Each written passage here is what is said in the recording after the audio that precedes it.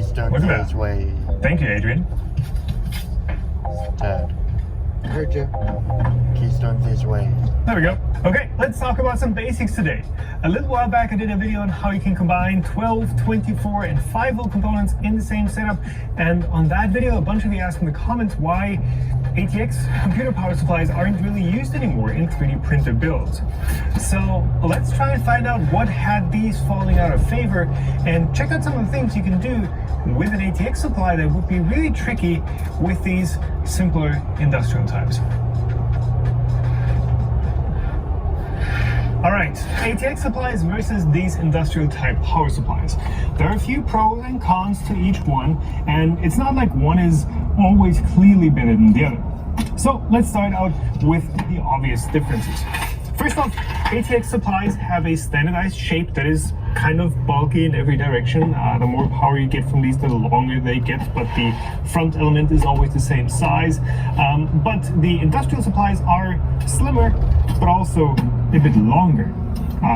That often makes it easier for them to tuck him underneath, for example, a heated bed like down here. But the ATX form factor can work really well on some printer builds too. For example, on the Mendel 9000, this entire rear pillar is the perfect size for it. So just, typically this type of form factor can be used a bit more flexibly. There are also other PC power supply form factors that are made to plug into the same type of motherboard and components. For example, the TFX size I have here, or SFX, which is just a shrunken down version of the ATX size. But those are typically a bit more expensive though. Now, the other difference you can see right away is that the ATX supplies have a set of wires that they come with. Some of the better units are modular, so you can just plug in the wiring looms that you actually need, but typically all of these are permanently attached to the supply. On more powerful supplies, the wiring itself can take up as much space as the unit itself, because you get enough connectors for like 20 hard drives, 4 graphics cards, 2 mainboards and 12 floppy drives.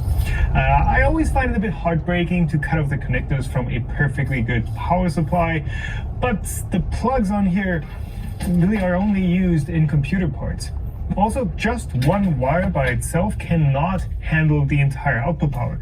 So if you need more than 100 or 200 watts, you'll have to splice together wires from different plugs, and that can get really messy really easily.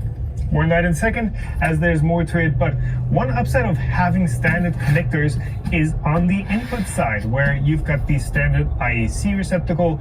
So at least on the mains high voltage side, you have a really easy, clean and safe way to plug in.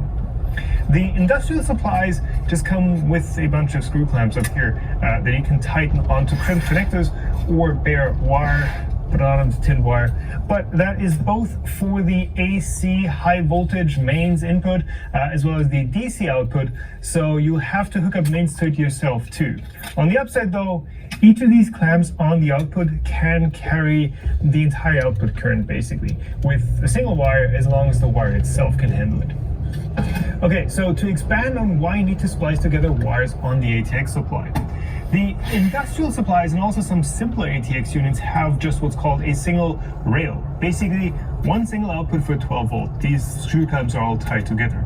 But more commonly on ATX supplies, there are 2, 3 or 4 12 volt rails, which are basically several independent supplies.